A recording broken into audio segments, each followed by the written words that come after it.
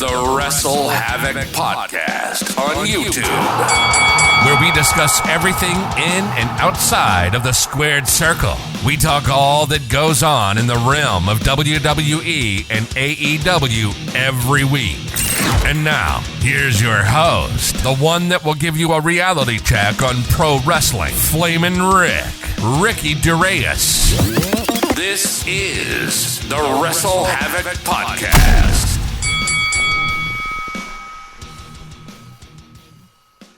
What's up, everybody? It is yours truly, Flamin' Ricky DeReyes, right here on the WrestleHavoc Podcast, here to review Royal Rumble 2024. The road to WrestleMania 40 begins with the Royal Rumble. Overall thoughts on this show. I thought this was a great show. We had 4 matches on the card. We had the men's Royal Rumble match and the women's Royal Rumble match, plus 2 title matches. Of course, as Logan Paul defends his United States Championship against Kevin Owens. We also had Roman Reigns defend his Undisputed Title against 3 other guys: the Megastar LA Knight, the Phenomenal AJ Styles, and the Apex Predator Randy Orton. So we're going to be talking about all this and much more right here on the WrestleHavoc Podcast. Overall thoughts on the Rumble matches themselves. I thought they were great Rumble matches. I, for one, and I know a lot of you that are watching this video are going to agree with me, I actually enjoyed the women's Royal Rumble match more than I did the men's Royal Rumble match. Now, that is not to say that the final outcomes of the matches were the wrong decisions to make, because they were the right decisions to make. Bayley winning the Royal Rumble and Cody Rhodes winning the Royal Rumble once again made total sense. Because if you look at the men's Royal Rumble match, there was only 3 logical people to win that match. There was either CM Punk, Cody Rhodes, or Gunther. Either one of those 3 could have been the right decision. But when it came to the men's Royal Rumble match, I felt like the match itself felt kind of flat in a way. You know, there's some areas in the match where the crowd felt a little bit dead, and that was really a common occurrence throughout the majority of this whole show. The crowd at Tropicana Field, even though they would pop for great moments, at the same time, there would be other moments in the entire show in which basically they would just be dead the entire time. And that was basically a common occurrence, not only with just both Rumble matches, but also with the other matches themselves. Like, for example, the 4-way I thought was okay. It wasn't an amazing 4-way. It wasn't the best 4-way that I've ever seen. It certainly wasn't unbreakable, like the unbreakable 3-way we saw with AJ, Joe, and Daniels. It wasn't like that. It was your typical Roman Reigns match, but this time it's in a fatal 4-way. That's what it was. But the last few moments in the match really, in my eyes, made the match, but the majority of that whole match wasn't really the best. The Logan Paul and Kevin Owens match was by far probably the best match of the night. I thought that match was great, and I actually thought the finish of that match was pretty creative, in which Kevin Owens got himself disqualified using the exact same weapon that Logan Paul, using the weapon that belonged to Logan Paul. I thought that was a very creative finish, in my opinion. But I'll be talking about all those and much more right here on the Royal Rumble review. Overall, we had a lot of surprises in the Royal Rumble. Of course, the women's Royal Rumble, we had a lot of surprises. We had the debut, finally, the debut of Jade Cargill. We also had Jordynne Grace. Yes, the current TNA Knockouts champion. This is the second time that a TNA/Impact wrestler showed up at the Royal Rumble. Of course, the first time was 2 years ago when Mickie James was the Impact Knockouts champion and showed up at the Royal Rumble. But that was Mickie James. Jordynne Grace was unknown to a lot of people, especially to the core WWE audience. And she got a huge pop, of course. Jordynne Grace was the woman that took the Impact Knockouts title from Trinity, a.k.a. Naomi. Speaking of Naomi, Naomi made her return to the company at the Royal Rumble as well. We're going to be talking about that. Jade, of course, made a huge impact at the Royal Rumble. I thought she looked great. With the men's Royal Rumble, we had a lot of NXT people come in. Of course, CM Punk was involved, Cody Rhodes was involved, Gunther was involved, Roman Reigns and Seth Rollins were watching in their own respective skyboxes. We're going to talk about all that and much more. Of course, before we get on with all this craziness regarding the Royal Rumble, please make sure to like and subscribe to the WrestleHavoc channel right here on YouTube, in which we discuss everything in and outside of the squared circle. Make sure to like and subscribe for more content, and as the freaking referee would say, ring that damn bell for more notifications. Also, follow me on social media on Instagram, TikTok, and Twitter. Now, regarding the Royal Rumble, I am not just going to be giving you guys a Royal Rumble review. I'm also going to be uploading another video, which is going to to be one of the first audio commentary videos that I plan on doing. One of my biggest plans for this channel is I really want to reach a level of variety when it comes to content. I want to do podcasts, I want to do WrestleHavoc Daily, but I also want to do audio commentary videos. And I'm currently right now, at the moment, writing a script on what I'm going to say in that audio commentary video when it comes to the Royal Rumble and give you guys my thoughts of the Royal Rumble. One of the things that I want to do, once again, for WrestleHavoc is give you guys a variety of different content, and that is exactly what I'm going to be doing, so be on the lookout for that as well. WrestleHavoc Daily will be returning tomorrow, so I didn't do any WrestleHavoc Daily last week. Of course, the WrestleHavoc Podcast was really the gist of the entire week last week because we covered basically everything that went on last week. There was a lot of news last week. If you guys haven't checked out episode 28 of the WrestleHavoc Podcast, the link will be in the description below. I also uploaded a lot of clips regarding the WrestleHavoc Podcast, regarding Kevin Patrick with his release. I gave my Royal Rumble predictions. I posted a lot of clips regarding the WrestleHavoc Podcast. So if you guys haven't checked out those clips, or if you guys want to watch the full podcast, please watch those shows because I think it would be a great listen or a great watch for you guys, as well as the SmackDown review. The SmackDown review did go up on the channel as well. I talked about Vince McMahon. Vince McMahon, of course, has officially resigned from the WWE, and he has left in disgrace. Vince McMahon, no longer a part of the WWE. The guy has been blackballed by the WWE, and rightfully so, because of all the horrendous acts that were revealed in the allegations and in those court documents from the Wall Street Journal. So if you guys haven't checked out my thoughts on that, the link will also be in the description below. All right. Let's get on with the Royal Rumble, shall we? Of course, the Royal Rumble kicks off the road to WrestleMania 40 in Philadelphia, Pennsylvania, in the stadium of course, the Philadelphia Eagles, Lincoln Financial Field. But WWE was in Tropicana Field for the Royal Rumble last night. To kick off the show, we had a great video package with Hulk Hogan narrating the entire thing, which was I thought was pretty awesome. I really liked that. But of course, Michael Cole and Corey Graves were on commentary, and they panned the camera to Michael Cole and Corey Graves, and guess who made their return? None other than Pat McAfee. Yes, Pat McAfee is back, and Michael Cole was ecstatic. He was ecstatic to see Pat McAfee. Michael Cole was just celebrating. You could tell Michael Cole loves his job, and Pat McAfee joins Michael Cole and Corey Graves on commentary. The show kicks off with the Women's Royal Rumble match. Overall, again, I thought this was a very good Women's Royal Rumble match. Probably the best Women's Royal Rumble match that WWE has produced. Usually when it comes to the Women's Royal Rumble match, they would always rely on the nostalgia train. So like they'd bring back people like Trish Stratus or, Michelle McCool. We didn't really have that on this show. We had other surprises, and other surprises that either you expected or didn't expect. But what I'm going to be doing is I'm going to be basically giving you guys some of the spots that happened at the Women's Royal Rumble, but also the majority of the spots. I'm not really going to name the spots. I'm also going to be giving you guys the order that, of course, all of the women came out to. In number 1, Natalya came out, and number 2, Trinity Fatu came out, a.k.a. Naomi. Of course, she recently wrestled at the TNA Hard to Kill pay-per-view. Of course, she dropped her Knockouts title to Jordynne Grace, which we will be talking about later on. But the crowd is absolutely rabid for Naomi. It was awesome. Her entrance looked absolutely amazing. Natalya runs over Naomi. Naomi goes for the head scissors, and then we get the split legs by Naomi, and then we get the drop kick by Natalya. Number 3, Bayley. Of course, this past Friday on SmackDown, Bayley got her number for the Royal Rumble, and she didn't seem too pleased about the number that she got, and now we know why. Bayley is number 3. Naomi goes for the rear view on Natalya. Natalya then goes for a dropkick on both women, but then Naomi almost gets eliminated. Bayley and Natalya almost eliminate Naomi. Number 4, we got Candice LeRae. Candice takes out Bayley and Natalya, and then Candice ends up going for the head scissors on Naomi. Number 5, TNA Knockouts champion Jordynne Grace. Now, this was a surprise to everybody. Now, there was a lot of rumors the day of the show about WWE reaching out to outside organizations to bring in some talent for the Royal Rumble. And here we go, Jordynne Grace from TNA, the current TNA Knockouts champion.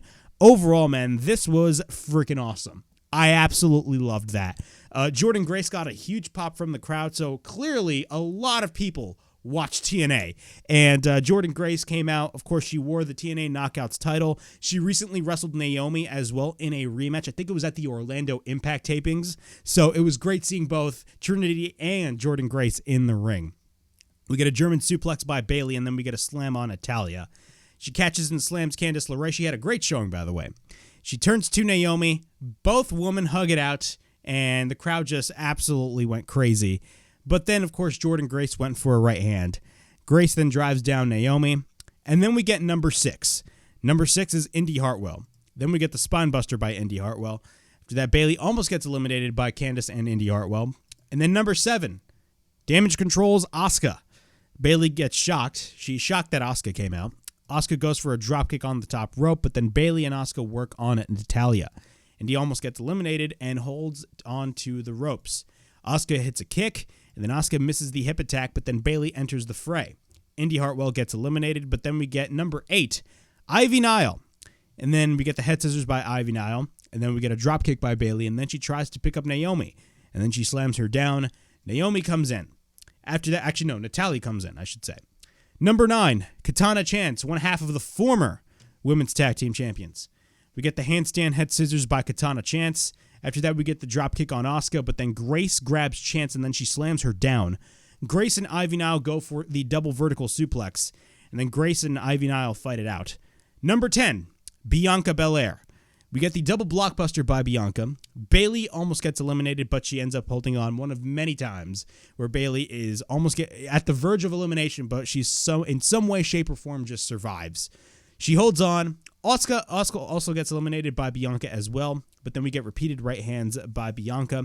After that, Bianca then goes for repeated right hands. And then we get a suplex by Bianca on Bayley. Number 11, Kairi Sane. Kairi Sane, of course, a part of Damage Control as well. We get a spear by Kairi on Katana Chance. Damage Control end up ganging up on Bianca Belair. Of course, they have history with Bianca Belair. We get the double dropkick by the Kabuki Warriors. Damage Control then eliminate Candice LeRae. Number 12, Tegan Nox.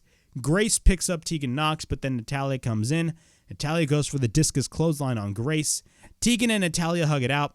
Then Natalya tries to eliminate her, but Tegan instead eliminates Natalya. Of course, both are tag team partners, so that was a great touch. Then Bayley from behind eliminates Tegan Nox. Number 13, Kaden Carter, of course, Katana Chance's partner.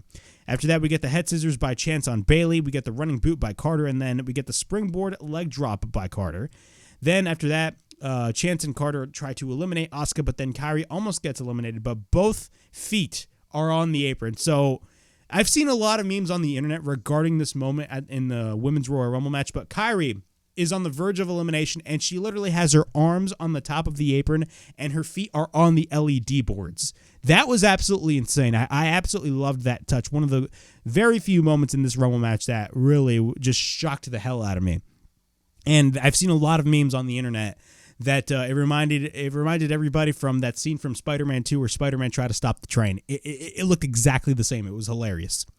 Kairi instead gets eliminated, and then Asuka gets eliminated. So both Asuka and Kairi are eliminated, and it looks like they are no longer going to be helping Bayley in this instance, and Bayley looked pissed off. Then after that, all the baby faces in the match gang up on Bayley. Number 14, Chelsea Green. Green lands on the apron, but then she gets sent to the other side of the apron, and then we get the backstabber by Green on Bianca. Grace hits the spine buster, but then Grace and Bianca hang on. Grace comes back, but then Bianca is on the apron, but then both women are on the apron. Bianca picks up Jordynne Grace, and then she hits the KOD on Jordynne Grace, which leads to Jordynne Grace to get eliminated. So the TNA Knockouts champion is no longer in this match via Bianca Belair's KOD. Number 15, Chelsea Green's partner, Piper Niven. Green catches Piper. Actually, no, not Green catches Piper. That is completely impossible. Piper catches Chelsea Green, and it looks like she's trying to troll Chelsea Green. She's like, oh, I'm about to drop you. But instead, she places the little princess herself, Chelsea Green, on the steel steps.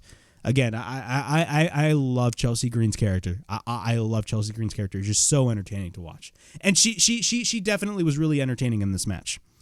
But later on, Piper faceplants Katana Chance. We got a senton by both Carter and Chance on Piper.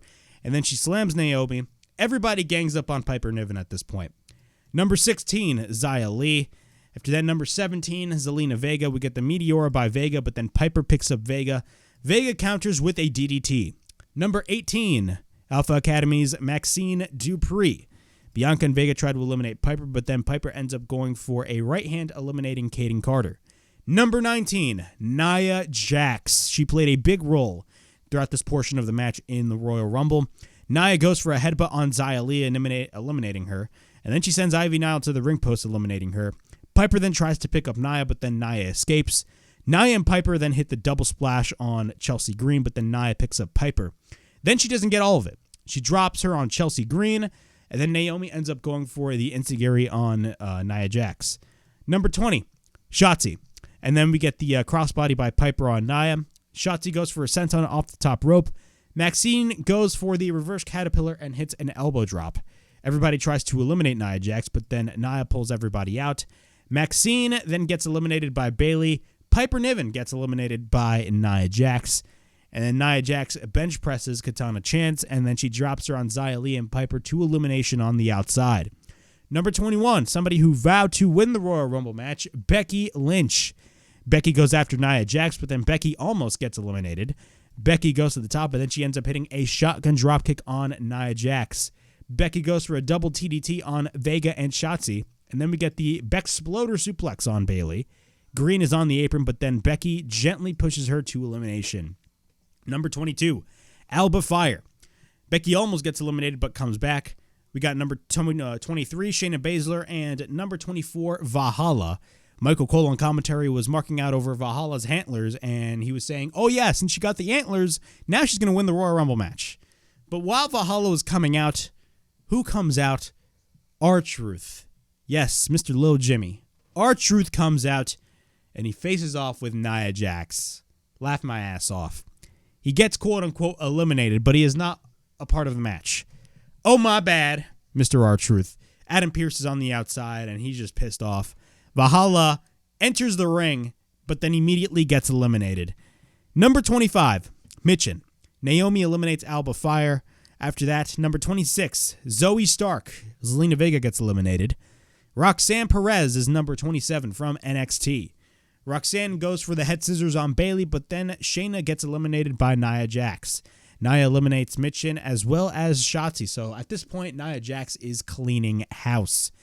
Number 28, Jade Cargill. Yes, the former AEW TBS champion Jade Cargill finally makes her debut with WWE. Of course, she signed with the company a couple of months ago, and it was a big deal. Everybody was talking about it on all of the news outlets. It was a big signing for WWE to sign Jade Cargill. She is 100% somebody who you can market your promotion out from. And Jade Cargill finally has arrived, and the crowd went absolutely ballistic for Jade Cargill, and I thought she had a phenomenal showing at the Women's Royal Rumble. We get a bunch of holy shit chants by the crowd in Tropicana Field. Both Jade and Nia Jax face off. The crowd was chanting holy shit left and right. Jade picks up Nia Jax like it was nothing. She drives her down, and of course that leads to Nia Jax to be on the ropes, which then gives space for Jade Cargill, and Jade Cargill ends up going for her famous pump kick, which then of course picks up Nia, and then she eliminates Nia Jax. That was such a great moment in the Royal Rumble match. Absolutely great. It's great to see Jade Cargill in this match. That was such a great moment. Jade Cargill is here to stay. Number 29, Tiffany Stratton from NXT, the former NXT Women's Champion. I assume that they're going to call her up very, very, very soon. She goes for a swanton on everybody. Yes, Tiffany Stratton goes for a swanton on everybody. Tiffany Stratton is absolutely amazing. After that, we get the spine buster by Stratton. And then she goes for the Alabama Slam on Roxanne Perez. I believe Roxanne Perez at that point was eliminated. No, she wasn't. We get number 30, a returning Liv Morgan. Yes, Liv Morgan returns after a hiatus. We get the Oblivion on Bayley. After that, Zoe gets eliminated by Liv Morgan. After that, Roxanne hangs on the top rope. Tiffany Stratton gets eliminated, but then Bianca picks up Liv Morgan. Then she picks up Bayley, but then she drops them both down. Then that leads to both women face off, that being Bianca Belair and Jade Cargill. Bianca Belair and Jade Cargill face off. And the crowd went absolutely ballistic. Bianca Belair versus Jade Cargill. I don't care what anybody says. That is a dream match. When Jade Cargill was in AEW, if you were to ask me, like, if there is any interpromotional match we would like to see, I would easily ask you, I would easily tell you, Bianca Belair versus Jade Cargill. And we got it right here. As soon as they faced off, you already knew that is going to be a WrestleMania match. That is going to be a WrestleMania match. But they face off. Jade picks up Becky. Becky is on the top rope. Then we get a kick to the face of Becky. Becky hangs on. Naomi goes for a dropkick on Jade. And then Naomi goes for a 619 on Becky, which leads to Becky to get eliminated. Naomi also gets eliminated, but then Stratton holds on onto the braid of Bianca. And then Bayley eliminates both Stratton and Bianca. Bayley and Liv and Jade are the final three. Liv almost eliminates Bayley, but then Liv Morgan goes for the Enziguri.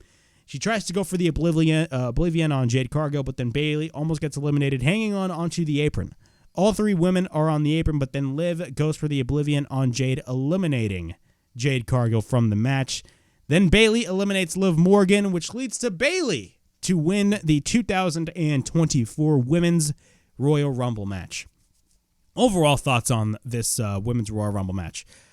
I thought this was a phenomenal match. Everything about it was great. I thought the surprises. People need to understand, and I saw a tweet I think it was by Pav from Wrestling Gifts. He's a great channel. Shout out to him. And I think he put out a tweet, and it was spot on. Like, it's not 2001 anymore where people, just want the babyface to win the Royal Rumble. The Royal Rumble is completely different now in terms of what people want to see. Yeah, people want to see the right guy win, but also at the same time, people want to see those surprises. And we got a lot of those surprises on this show. If anything, we got more surprises on the Women's Royal Rumble side than the Men's Royal Rumble side. The Jordynne Grace, of all people, Jordynne Grace showing up. Look, I understand. This is not the first time that a TNA/Impact wrestler showed up at a Royal Rumble. 2 years ago, Mickie James showed up at the Royal Rumble, and she was the current Impact Wrestling Knockouts champion. Jimmy Smith on commentary even referred to as the Impact Knockouts champion. But that was Mickie James, per se. That was Mickie James. Everybody knew who Mickie James was. Jordynne Grace? Nobody really, the casual wrestling audience does not know who Jordynne Grace is. But they gave it a shot. They gave it a chance. And Jordynne Grace came out with the TNA Knockouts title. Michael Cole on commentary even acknowledged the name TNA, which is so crazy to think. It is so weird. In 2024 that WWE is acknowledging TNA, but it's awesome. I mean, they've been acknowledging TNA for a while at this point, but still, it's freaking awesome. Jordynne Grace coming out, that was great. Even the crowd loved the fact that Jordynne Grace was on there, and they knew. Once Naomi and Jordynne Grace had that face-off, everybody knew the history because they wrestled a couple of weeks ago at the Hard to Kill show, and they wrestled, I believe, at the Orlando tapings as well in a rematch. So that was great to see. I loved that. I think it was at the Orlando tapings that they wrestled, or I think it was in Las Vegas at the Bombs. Correct me if I'm wrong. Actually, I haven't watched this past week's Impact. I got to go back and watch Impact. But still, the fact that they hugged it out, that was a great moment. Of course, they acknowledged that Trinity dropped that title to Jordynne Grace. So that was awesome to see. Jade Cargill, she made her debut at the Royal Rumble. She had a great showing in the match. A phenomenal showing in the Women's Royal Rumble match. Of course, they signed Jade Cargill a couple of months ago in the fall, and WWE had her, trained privately. Now, we do not know where she's going to end up. We do not know if she's going to go to Raw, SmackDown, or heck, we do not even know if she's going to be going down to NXT. Now, she did have that face-off with Bianca Belair. I would assume that WWE is setting up a Bianca Belair and Jade Cargill match for WrestleMania. But we're going to have to wait and see. But Jade Cargill had a phenomenal showing at the Women's Royal Rumble match. Naomi, I mean, we can't talk about the Women's Royal Rumble match without talking about Naomi. Naomi finally returns to the WWE after really almost 2 years. When it comes to April or May, it's about to be 2 years ever since she walked out along with Mercedes Moné. Great stuff. I'm happy for Naomi. She had a phenomenal showing in the Women's Royal Rumble match, and I believe she's going to be here to stay in the WWE. I mean, WWE released new merchandise and new T-shirts for Naomi, so that is great to see. Bayley winning the Royal Rumble. Actually, before I talk about Bayley, I'm going to talk about one thing. everybody had their hopes up about Mercedes Moné possibly showing up at this Royal Rumble match. And I laugh at those people. I laugh at those people because I told people, do not get your hopes up regarding Mercedes Moné. Do not get your hopes up. Even WWE themselves put out a statement via an update by Fightful saying, we do not want a contract tamper. So from what it looks like with Mercedes Moné not showing up at the Royal Rumble, it pretty much looks like Mercedes Moné is AEW bound at this point. Mercedes Moné is AEW bound. I think that is where she is headed. She's not going to the WWE. But Bayley winning the Women's Royal Rumble match. I talked about this in my predictions. And there was only two logical women to win this Women's Royal Rumble match. Bayley or Becky Lynch. Becky Lynch got eliminated. Bayley won the Women's Royal Rumble match, and honestly, she deserves it. Becky already won the Royal Rumble match years ago. It's Bayley's time. Now, who is Bayley going to go after? I assume it's definitely going to be Io Sky because, let's be honest with ourselves, Damage Control is planning on whacking Bayley out of the group, which then leads for Bayley to turn babyface, and more people are gravitating towards this version of Bayley. And I assume she's going to go after Io Sky's WWE Women's Championship. Now, when it comes to Becky Lynch, I think it's pretty much set in stone that we're going to be getting Rhea Ripley versus Becky Lynch at WrestleMania for the Women's World Title. You can say Becky winning her title shot at the Elimination Chamber. That is what the Elimination Chamber is for. So you got the Elimination Chamber right there. It opens up a spot for Becky Lynch to go after, to get her shot and for her to go after Rhea Ripley at WrestleMania. But Bayley winning the Royal Rumble, it could have either been Becky Lynch or Bayley. Either of those two choices would have been right. The beauty about this year's Royal Rumble was WWE put themselves in a position where they can literally have one or two or three people, one out of three people to win the Royal Rumble, and either one of those choices could easily be right. They created that unpredictability in it. You know how I talk about unpredictability all the time? The Royal Rumble this year was really unpredictable. The way that they built up the Royal Rumble was unpredictable, and I loved that. With both the men's and the women's. In the men's, they had guys like Gunther call their shot. They had guys like Cody call their shot. They had guys like Punk call their shot. You can tell the roster is fucking stacked when you have a lot of main eventers calling their shot to win the Royal Rumble in main event WrestleMania. The build for this Rumble was great, and I thought the Women's Royal Rumble definitely 100% delivered. Bayley wins the 2024 Women's Royal Rumble match. Continuing on, Roman Reigns, yes, the undisputed champion for well over 1,000 days, defends his undisputed Universal Championship against Randy Orton, AJ Styles, and the megastar himself, L.A. Knight, for the undisputed title in a fatal four-way match. What are my thoughts on this match? I thought them booking a four-way match was the right move to make. Now, if you book a four-way match, clearly somebody is going to be a fall guy. Somebody's going to take the pin. And it was not going to be Randy Orton. But honestly, though, this match, even though it was not bad, I'm going to be honest with myself, it wasn't the best match that I've seen. It really wasn't the best match, honestly. I'm going to be brutally honest with you guys. It wasn't the best match. But I thought the match got the job done. It was basically your typical Roman Reigns match. It was your typical Roman Reigns match with, of course, Solo Sikoa interfering, but it was your typical Roman Reigns match, but it was pumped up to 3 extra guys because it was a fatal four-way match.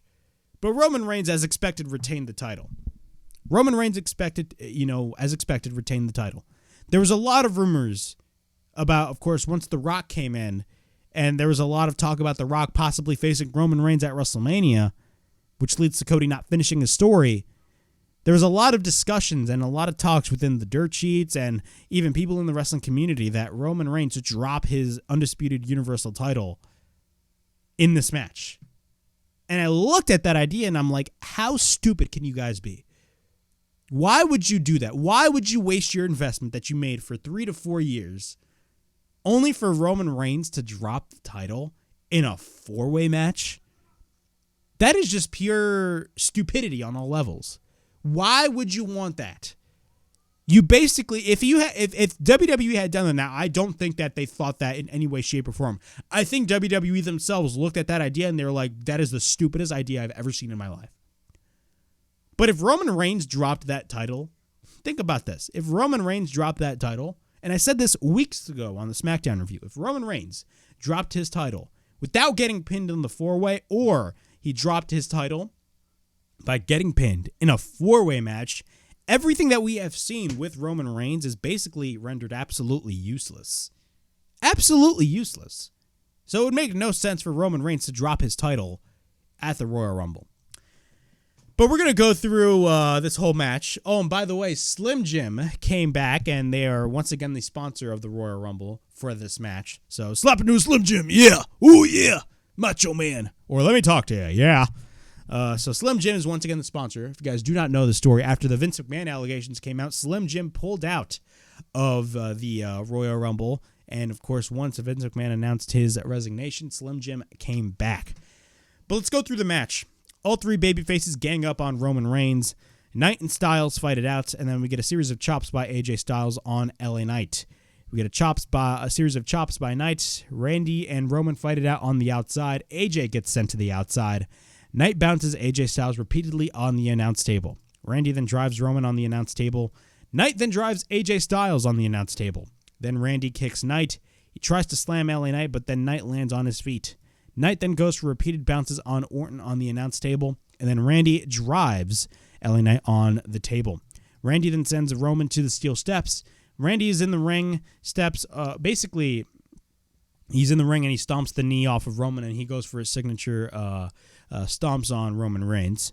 After that, he stomps on the hand of Roman and then stomps on the head of Roman. Randy then clotheslines Roman on the outside. AJ's in the ring, and then we get a series of chops by AJ Styles. Randy goes for a lariat, and then we get the power slam by Orton. Knight comes in. He hits a boot onto the face of Randy. We then get the side Russian leg sweep by LA Knight on Roman Reigns. Then we get repeated stomps by LA Knight on Randy Orton. Roman regains control, and then we get a cover and a near fall. Roman then goes for a repeated clotheslines on LA Knight into the corner. Roman then goes for a clothesline on Knight, and then we get the headbutt by Roman Reigns. Styles then comes back. He goes for the chop block, and then he kicks the knee of Roman Reigns. We then get a kick by Styles, and then we get a backdrop by Roman Reigns on AJ Styles. Roman then misses the Superman punch, and then we get repeated right hands on LA Knight. Knight then clotheslines Roman, and then we get the jumping clothesline by LA Knight. And then he goes for the DDT on Roman Reigns. After that, Randy comes in. He hits a power slam on Randy Orton, and then we get a cover and a near fall. AJ's on the top rope, and then Knight goes to the top. Orton then sends Knight into the corner. Knight then goes for a bulldog off the top, and then he goes to the top, and then he hits a superplex off the top on AJ Styles. Roman Reigns, out of nowhere, gets hit with the BFT by LA Knight. And then we get a cover into near fall when AJ Styles interferes. Styles goes for the clothesline on Randy Orton. AJ goes for a knee onto the back of the neck of LA Knight. Roman then goes for a right hand on AJ Styles. AJ goes for the Pele kick, and then he sets up the Styles Clash, and he hits the Styles Clash on Roman Reigns. He goes for the cover, and he goes for an immediate kick out when LA Knight makes the save, or interferes, I should say. Randy then takes out LA Knight. He hits the DDT on LA Knight, but then AJ is behind Randy Orton, and then he hits a right hand on Orton. AJ then gets caught in the RKO, which is a pretty sick-looking RKO. Then he hits the RKO on LA Knight. Roman Reigns, from behind, tries to go for the Superman punch, but then lands into an RKO by Randy Orton. After that, we get a cover, and Solo Sikoa drags the referee to the outside. Here we go with the bloodline interference, but it's only Solo Sikoa this time. Randy looks at Solo. Randy then takes Solo Sikoa, but instead Solo hits the Samoan Spike. Then the Samoan Spike gets hit on LA Knight, or I should say Knight gets hit with the Samoan Spike, I should say. Then he drags everybody on the top of one another, so basically he's stacking everybody because Roman Reigns wants to stack them, and he wants to smash them, as he would say. So Solo turns to AJ Styles. AJ ducks, and Solo lands through the barricade, and Roman is back up on his feet. AJ out of nowhere goes for the phenomenal forearm. Roman is on the top of the pile of wrestlers, and we get a cover by Styles and a near fall. Yes, Roman was on top of those piles of wrestlers. But AJ goes under the ring. He grabs a steel chair. He places the chair into the ring. Roman is up. He hits Roman repeatedly with the chair, and then he drives the chair on LA Knight. He hits Knight repeatedly, and then Randy pokes the eyes of AJ Styles, but then Orton turns around. Roman hits a spear on Randy Orton. After that, Knight comes in. He plants Roman down. We get the elbow drop by LA Knight, followed by the BFT, but Roman counters the BFT, and then Knight lands on AJ Styles. Roman goes for the Superman punch on LA Knight. Then Roman goes for the spear on AJ, and we get a cover, and Roman Reigns gets the 1-2-3, retaining the Undisputed title. Overall thoughts on this match. Again, I thought this match was not the best, but it got the job done as far as, having Roman retain. And, of course, AJ Styles was going to be the fall guy in this match. There was no way LA Knight or Randy Orton, especially when you just brought back Randy Orton 2 months ago, there was no way you were going to have Randy Orton get pinned dead center in the ring.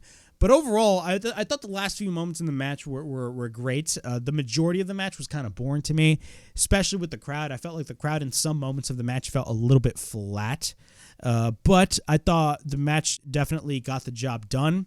And, of course, Roman Reigns ended up retaining the Undisputed title. And from what it looks like, of course, he's going to go face off against Cody Rhodes at WrestleMania, since Cody Rhodes won the men's Royal Rumble match. But what is Roman Reigns going to do at the Elimination Chamber? Now, everybody thought that this match was going to main event the show. But from what it looks like, everybody thought like The Rock was probably going to show up after this match. We do not know. Is Roman Reigns even going to show up in Perth, Australia at the Elimination Chamber in 4 weeks? We're going to have to wait and see. But, it is very interesting to say the least. But he isn't advertised for the show. So we're just going to have to wait and see what goes on. But as of right now, Roman Reigns is still the Undisputed Champion. As expected, he should still be the champion up until WrestleMania. No Rock match at WrestleMania. It's going to be Cody Rhodes, especially now that Cody Rhodes won the Royal Rumble match. So, yeah, it was expected. Roman Reigns retains the title. Moving on. Logan Paul, the Maverick himself, of course, the social media sensation, the current United States champion, Logan Paul, defends his United States Championship against the prize fighter himself, Kevin Owens. This was a great match. I thought this was probably the best match of the entire night. Like, if you exclude the Royal Rumbles, if you were to exclude the Royal Rumbles and you would just have to compare the Logan Paul and Kevin Owens match to the four-way, I thought the Logan Paul and Kevin Owens match was much better. I thought this match was great. Kevin Owens looked great. Not only that, I thought the finish was very creative on WWE's part. I know a lot of people didn't like the finish, but me personally, I loved the finish.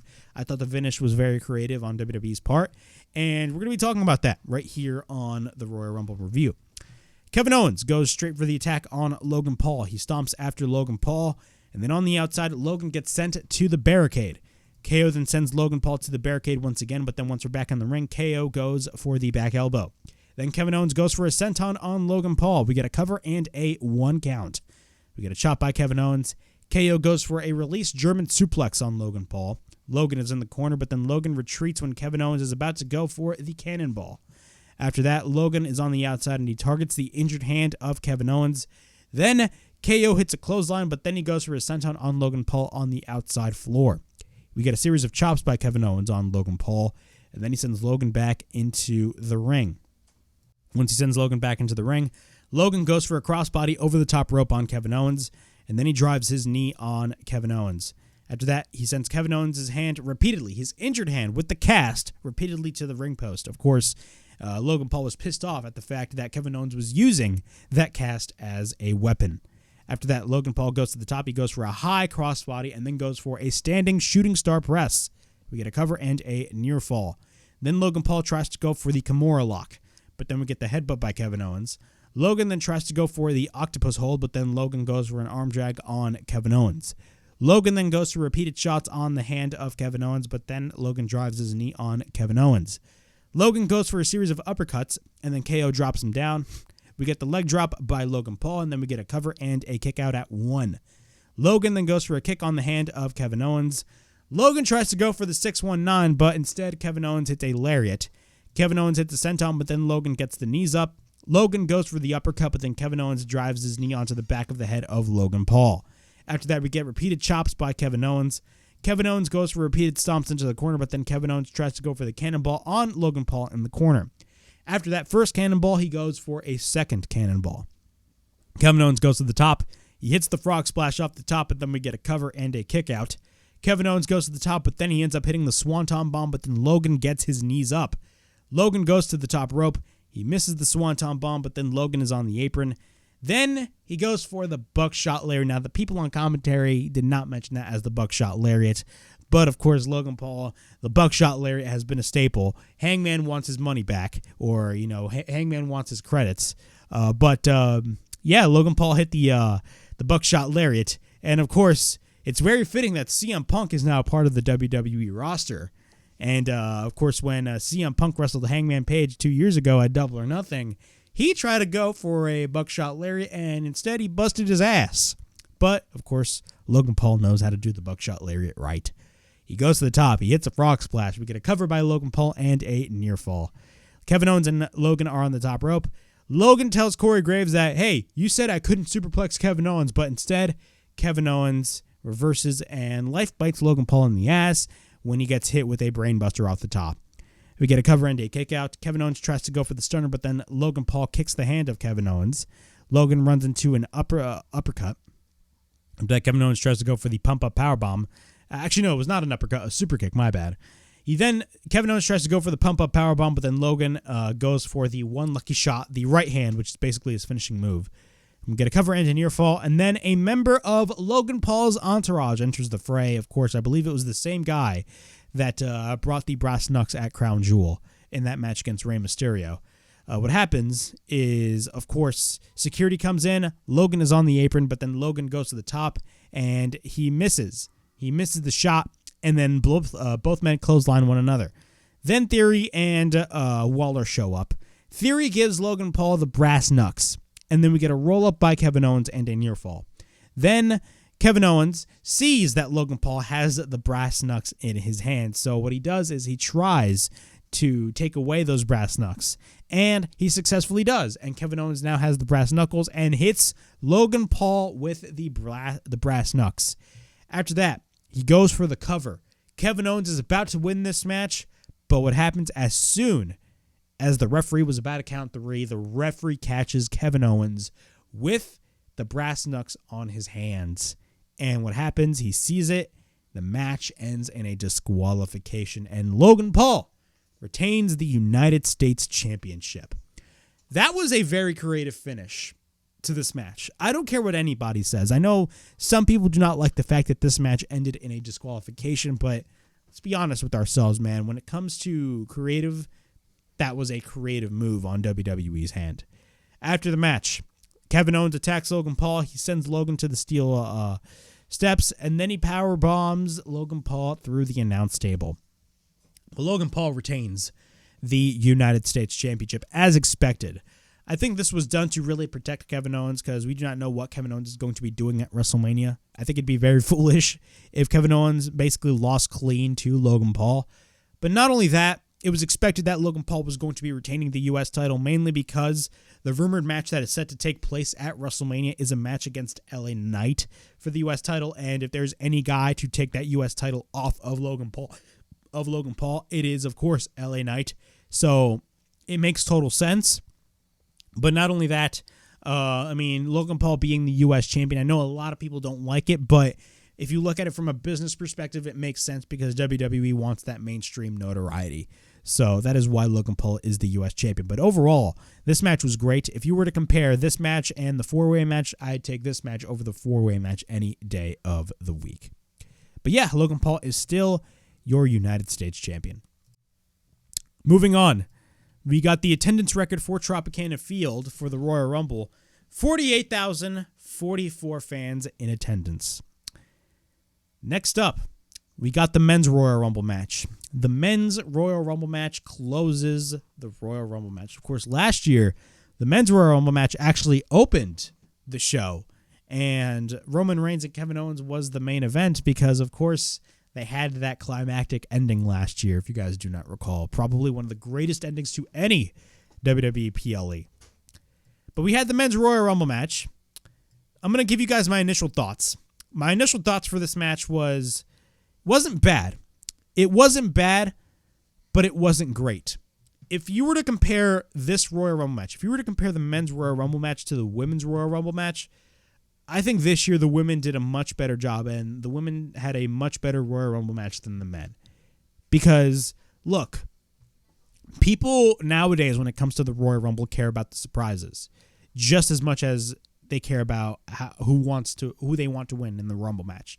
They care just as much as they care just as much about the surprises than they do about who they want to win for the Royal Rumble at WrestleMania, or who they want to win the Royal Rumble. Oh my God, I am tongue-tied. But when it comes to the surprises for this Royal Rumble match, there was not really a lot of surprises in this Rumble match. I mean, a lot of people you knew were guaranteed to show up at the Royal Rumble. Of course, Cody Rhodes, CM Punk, Jey Uso, Jimmy Uso, who else? Sami Zayn. We didn't really get a lot of surprises. We got one surprise, by the way. We got one surprise, and that was Andrade. Andrade El Idolo showed up, which I'll be talking about. Of course, Andrade finished up with AEW this past December at the World's End show when he basically lost against Miro, but it was a great match that he had against Miro at the AEW pay-per-view. But it was pretty much set in stone that Andrade was WWE bound.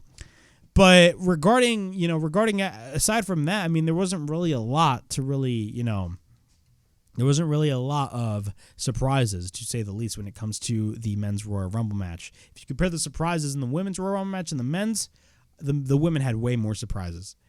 But let's go through this men's Royal Rumble match. And number one, Jey Uso is number one. Number two, Jey Uso's twin brother, Jimmy Uso, is number two. The Uso brothers, the Usos kick off the Royal Rumble. Great visual. That gave you a teaser right there. The fact that they started the Royal Rumble goes to show you that the plan is set in stone for Jey Uso to face off against Jimmy Uso at WrestleMania. That is the plan right now for WrestleMania, I assume. Both men fight it out. Both brothers fight it out, exchanging shots. We get a bunch of yeet chants by the crowd. We get a right hand on Jimmy Uso. Jimmy is on the apron. We then get a high kick by Jimmy. And then Jey goes for the Samoan drop, but then Jimmy counters. We get a kick and a right hand by Jimmy Uso. Then we get the enziguri missed by Jimmy. We then get the super kick by Jey, but then Jey goes to the top. We get the Uso splash countered when Jimmy gets the knees up. Number three, Grayson Waller. He cuts a promo, says nobody cares about the sibling rivalry. Yeet is one of the most cringiest things I've ever heard. Then Grayson face plants Jey Uso. And then Jimmy and Grayson Waller try to eliminate Jimmy Uso. Number four, Andrade El Idolo. Yes, Andrade El Idolo makes his return to the WWE. As I've stated earlier, he finished up with AEW at World's End against Miro, in which he lost. And Andrade El Idolo, I told you guys he was WWE bound, and I was right. He was WWE bound. Andrade El Idolo is a part of WWE. You'll love to see it. There's a lot more possibilities when it comes to Andrade in the WWE than there was in AEW, mainly because of the fact that we got the LWO, and we also have, of course, Santos Escobar and Legado del Fantasma. So there's a lot of possibilities when it comes to Andrade El Idolo. But continuing on with the match, we get an overhand chop by Grayson Waller, and then we get the double knees by Grayson Waller and Jimmy Uso. Then Waller gets hit with the Three Amigos by Andrade El Idolo. Then number five, Carmelo Hayes, the former NXT champion. We get a springboard clothesline by Waller by Melo. After that, we get a super kick by Melo. And then Jey and Andrade face off.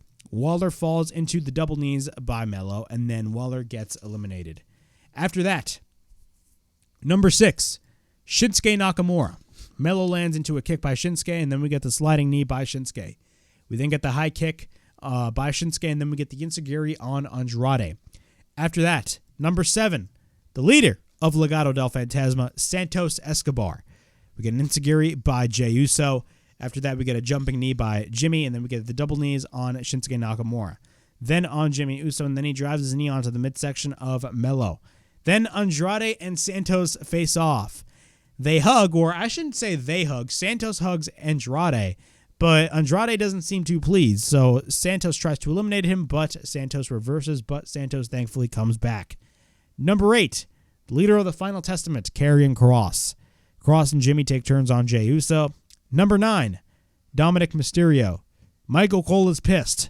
Dominic is not asking, but he is taking his time to come into the ring, but he finally comes in the ring. He fights off Cross. Cross goes for a suplex on Dominic, and then number 10, Carlito. Santos is shocked. Carlito has an apple. Santos almost eliminates him, but instead, while Carlito is on the verge of elimination, he spits the apple in the face of Santos Escobar because he spits in the face of people who don't like to be cool. That's cool right there. Carlito then eliminates Santos Escobar. Cross then works on Carlito. Number 11, Bobby Lashley. He spears Shinsuke Nakamura. He chokeslams Andrade. And then he spears Dominic Mysterio. Lashley eliminates Carlito. He spears Cross. And then Cross gets eliminated by Lashley. After that, Melo and Andrade go after Lashley. But then Lashley picks up Carmelo Hayes. And then AOP, the authors of Pain, show up. But the referees try to block him. Lashley gets eliminated. And then a fight breaks loose. The Profits enter the fray. And just all hell breaks loose. Number 12. Imperium's Ludwig Kaiser. Number 13, Austin Theory. We get a rolling shotgun dropkick on Kaiser, and then we get a back elbow by Theory. Then he hits the ataxia on Carmelo Hayes. Melo then gets sent to the apron, but then we get number 14, Judgment Days and one half of the tag team champions, Finn Balor. Comes to the aid of Dominic. Judgment Day gang up on Ludwig Kaiser. We get a sling blade on Andrade. Andrade holds on, trying to avoid elimination. Number 15, the American Nightmare, Cody Rhodes. Cody is on a roll. He goes for the Cody Cutter, and then he eliminates Austin Theory. Dominic and Finn Balor try to eliminate Cody. Number 16, Bronson Reed. Reed tries to take out both Balor and Dominic. Cody is this close getting eliminated, along with Andrade, but then they survive. Andrade gets eliminated by Bronson Reed when he countered into a spinning back elbow. Shinsuke and Cody exchange strikes. Number 17, Kofi Kingston. We got the disaster kick by Cody on Shinsuke Nakamura. Cody then goes for the Crossroads, eliminating Shinsuke Nakamura. Kaiser is on the apron. Then he goes for the Trouble in Paradise, eliminating Ludwig Kaiser. Number 18, the current Intercontinental Champion and the leader of Imperium, the Ring General, Gunther. He's disappointed. He has a pissed off look on his face, and he's very disappointed in Ludwig Kaiser after all the great things he's been doing these past few weeks. Kofi then goes after Gunther. We get a chop by Gunther. Of course, that is a Gunther special. Then he goes for a chop on Finn. Dominic comes in, and then he gets it with the chop, and then he chops Jay. Jimmy then does his dance, but then he offers a handshake, but then Gunther instead is like, no bitch, and then he chops Jimmy Uso. Gunther then slams around Bronson Reed, and then Cody comes in. Cody and Gunther face off. Kofi comes in, but then Gunther almost gets eliminated. Kofi then gets eliminated with a kick by Gunther. Then we get number 19, Ivar. We get a spinning slam on Balor by Ivar, and then he goes for the sit down on Cody. And then we get the lariat by Ivar on Jey Uso.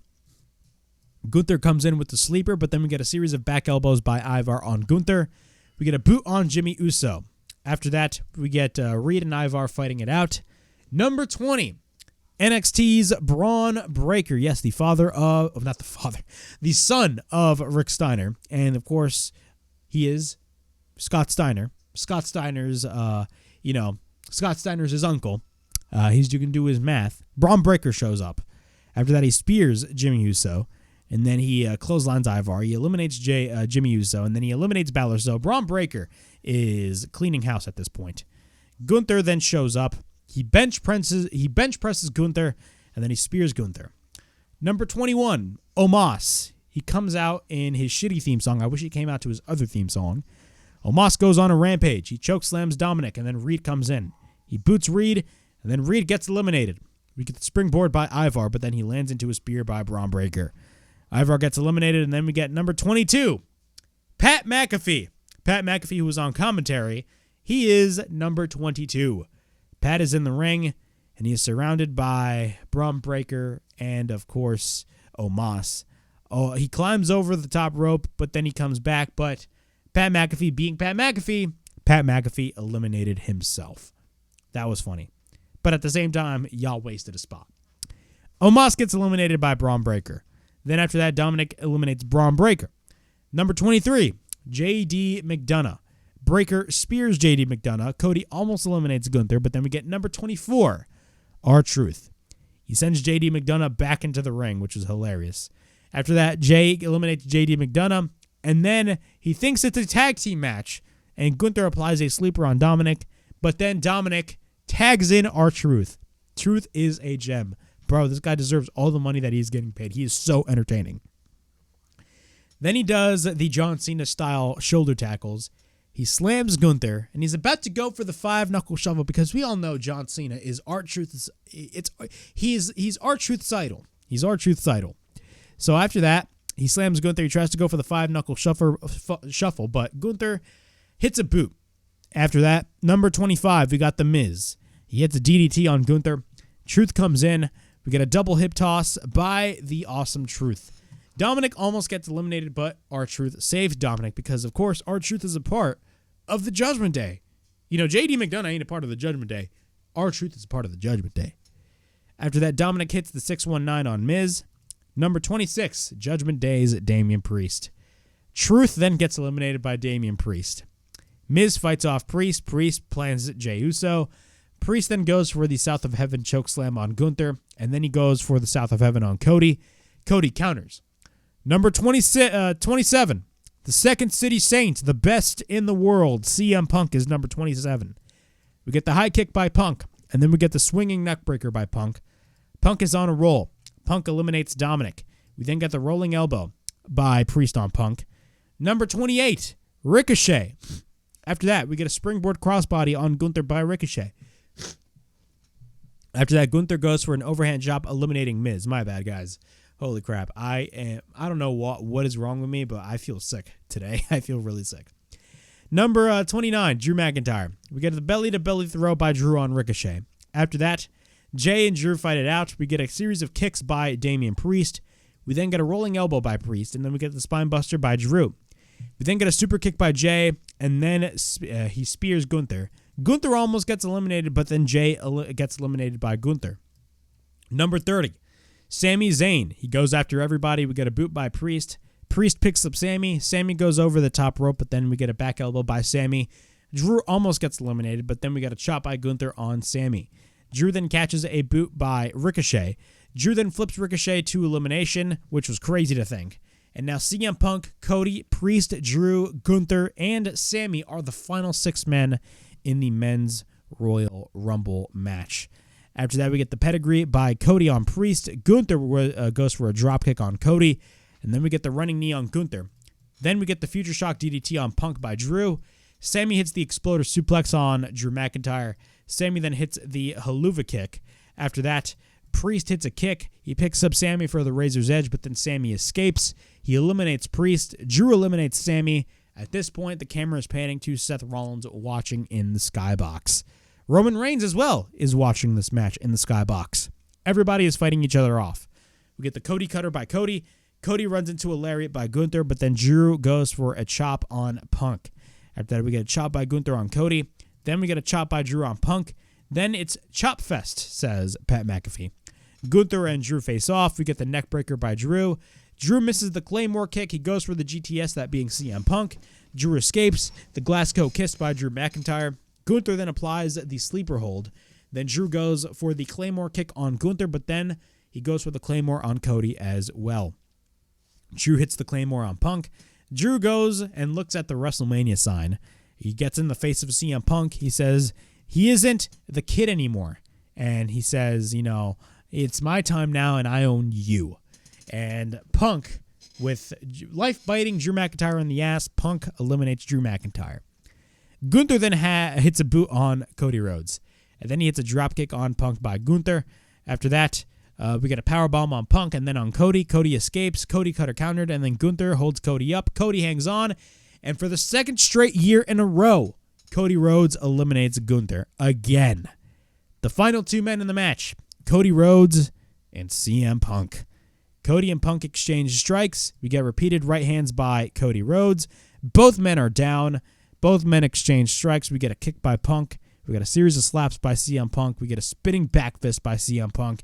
Power slam by Cody. Cody Cutter countered into a German suplex by Punk. He goes for a second German and then a third.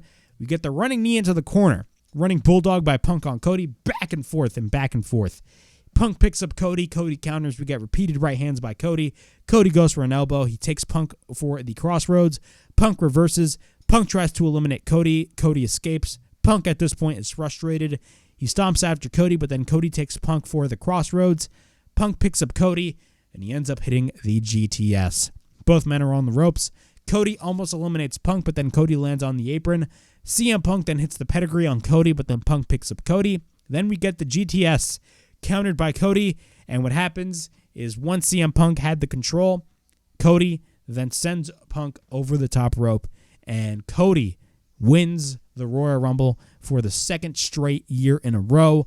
Cody Rhodes is finally going to finish his story at WrestleMania 40 as he is going to face, and from what it looks like, as he turned his attention to Roman Reigns after pointing at the WrestleMania sign, he is going to face Roman Reigns at WrestleMania 40. Overall thoughts on this match. Overall thoughts on the Royal Rumble match itself, the men's Royal Rumble match. As I've stated before, was it an amazing match? Was it a great match? Was it a bad match? Look, first, it was not a bad match. But was it an amazing match? No, it wasn't a great match either. If anything, the match felt kind of boring. The surprises, I mean, we got Andrade Alilo in the match, but let's be realistic with each other. If you were to compare the surprises in the women's Royal Rumble match than the men's Royal Rumble match, the women take the cake, in my opinion. The fact that we had Jordynne Grace, of all people, in the Royal Rumble match, Jade Cargill having an immediate impact, that was great stuff. Andrade looked great as well. But the match itself felt kind of boring to me. Of course, again, a lot of people look forward to the surprises that you get in the Royal Rumble, and we didn't get a lot of surprises in the men's Royal Rumble match. But I will say this, even though the Royal Rumble match itself was kind of underwhelming, Cody winning was the right decision to make. Because one of the beauties about this year's Royal Rumble, especially when it comes to the men's Royal Rumble, is that there's multiple possibilities that WWE could have went. WWE had three choices. WWE had three choices for this Royal Rumble match. They had three choices on who should win this Royal Rumble match.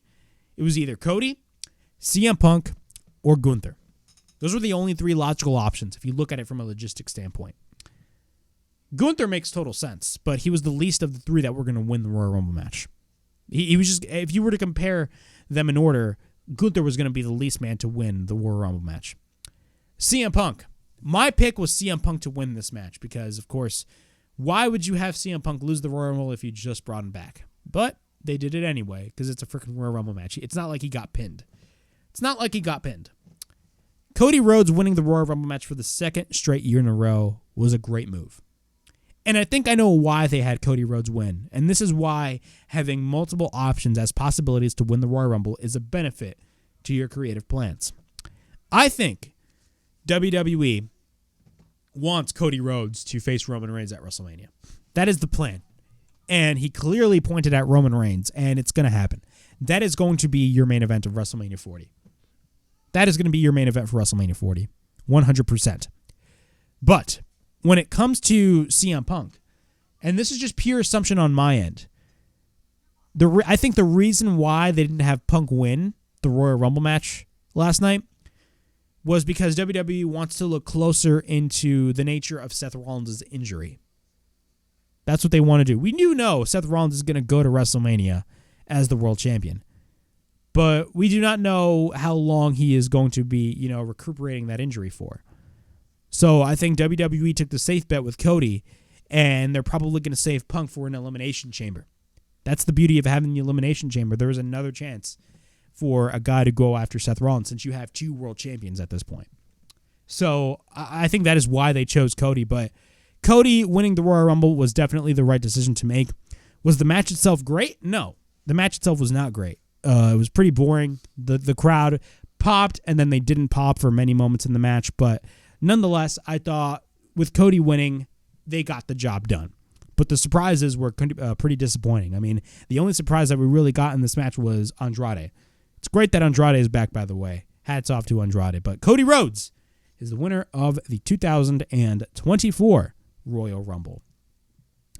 But yeah, that was my Royal Rumble 2024 review. Overall thoughts on this show. I thought this was a great premium live event. I really enjoyed this show for what it was. It was a great show.